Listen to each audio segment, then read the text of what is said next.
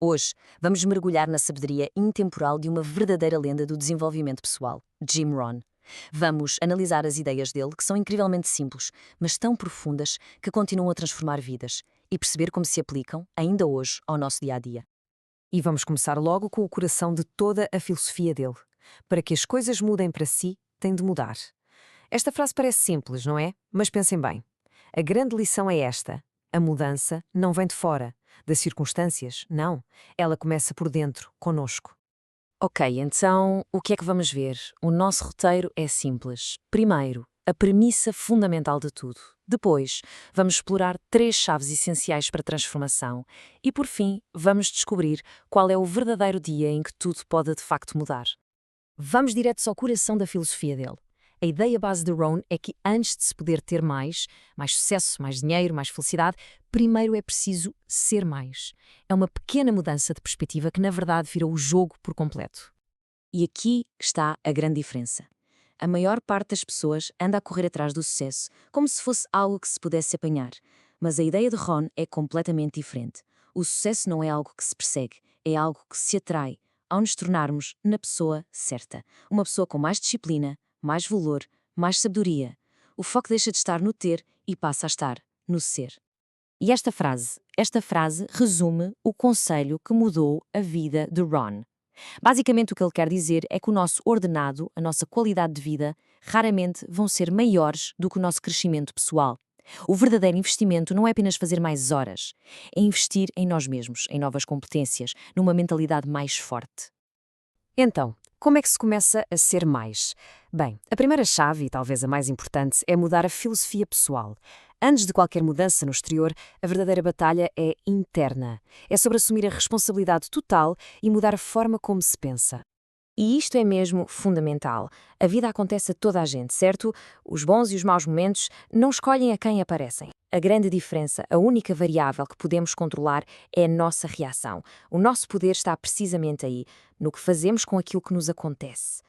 O próprio Ron contava que, durante anos, a culpa era sempre de tudo e de todos, menos dele. A lista de desculpas dele era, bem, era esta, uma lista com a qual muita gente se calhar se identifica. E o mentor dele, o Sr. Shoaff, olhou para a lista e disse-lhe algo que mudou tudo. Algo devastador, mas ao mesmo tempo libertador. O grande problema com a tua lista é que tu não estás nela. E de repente, Ron percebeu que a responsabilidade não estava lá fora, estava dentro dele. E esta é a mudança de mentalidade. A ideia não é desejar que os problemas desapareçam ou que a vida seja mais fácil. Isso não vai acontecer. A mudança de filosofia é desejar ser melhor, ter mais capacidade para lidar com o que quer que venha. Não é pedir uma montanha mais pequena, é trabalhar para ser um alpinista mais forte. Ok, mentalidade alinhada. E agora? Agora precisamos de uma direção. E é aqui que entra a segunda chave, os objetivos. Ou melhor, as razões por trás deles. Porque ter um objetivo é uma coisa, mas ter uma razão forte para o alcançar, isso é outra história. Esta ideia é super interessante. É como se o universo só nos desse as ferramentas, o como, quando o nosso porquê é forte o suficiente. Quando as razões são poderosas, a criatividade acorda, a energia aparece e as respostas começam a surgir, quase como que por magia. E sabem, às vezes as razões mais fortes não vêm de grandes epifanias, vêm de momentos de pura dor e vergonha. A história mais famosa do Ron, a das bolachas das escoteiras, é o exemplo perfeito disso.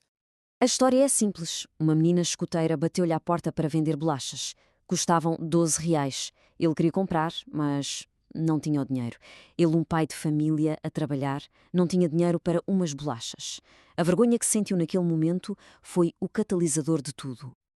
Ele fechou a porta, depois de ter mentido à miúda, a dizer que já tinha bolachas em casa. E naquele momento algo quebrou. Foi aí que ele tomou uma decisão, ali mesmo. Aquele foi o dia em que ele disse a si mesmo: nunca mais, não quero mais viver assim. E essa dor transformou-se no seu porquê mais poderoso. E agora a terceira chave, que é, para mim, uma das metáforas mais geniais para entender a vida. É a ideia de que a vida, tal como a natureza, funciona por estações, por ciclos. E se entendermos esses ciclos, podemos preparar-nos para eles, em vez de sermos apanhados de surpresa. E o ponto central é este. Não dá para impedir que o inverno chegue, não dá para evitar os tempos difíceis. Mas o que dá para fazer é usar as outras estações para nos prepararmos. O controle não está no que acontece lá fora, mas no que fazemos cá dentro para nos adaptarmos. Então, como é que isto funciona na prática? No inverno, nos tempos difíceis, aprendemos a ser mais fortes. Na primavera, quando as oportunidades aparecem, temos de estar prontos para semear. No verão, é preciso trabalhar e proteger o que plantamos. Não dá para relaxar. E por fim, no outono, colhemos os resultados e assumimos a responsabilidade total por eles, sem desculpas. Muito bem, temos a filosofia, temos as razões e entendemos os ciclos da vida. Mas o que é que faz com que tudo isto comece? Qual é a faísca que acende o fogo da mudança? Ron acreditava que eram emoções específicas, sentidas com muita intensidade.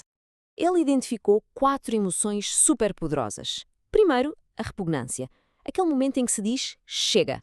Depois, a decisão, quando se traça uma linha no chão e se diz a partir de hoje vai ser diferente. A seguir, vem o desejo, aquele querer ardente por uma vida melhor. E por fim, a determinação, a promessa inabalável de que não há volta a dar. E esta é talvez a mensagem mais poderosa de todas. A mudança não tem de ser um processo lento e demorado. O dia em que a vida muda pode ser hoje. Pode ser qualquer dia que se escolha para tomar uma decisão alimentada por uma destas emoções fortes. E, portanto, a filosofia de Jim Rohn deixa-nos com esta pergunta final. Uma pergunta que não é sobre o que se vai pensar ou sentir, mas sobre o que se vai fazer. Porque, no fim de contas, o que molda uma vida não é o que acontece, mas sim o que se decide fazer a seguir.